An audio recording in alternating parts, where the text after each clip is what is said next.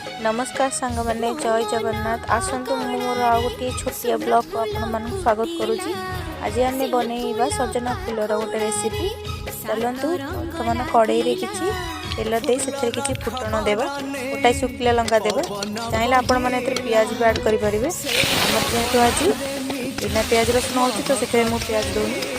कटा आलू बैगण को ऐड कर लुण दे किसी समय सिझापी छाड़देवे।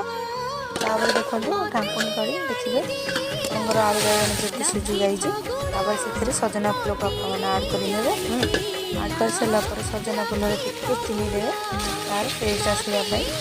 कहीं सजना फूलटा जो कषा अंश थाए तो से जस्ट मिशा मिठा अंश आने चीनी दे पुणी सिझा छाड़देवा। देखते प्रस्तुत हो आसला आमर सजना फूल भजा।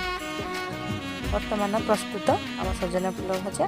आपण मानक जदि भल लगी ताहले मो वीडियो को लाइक करी मो चैनल को सब्सक्राइब करने। रहुची जय जगन्नाथ।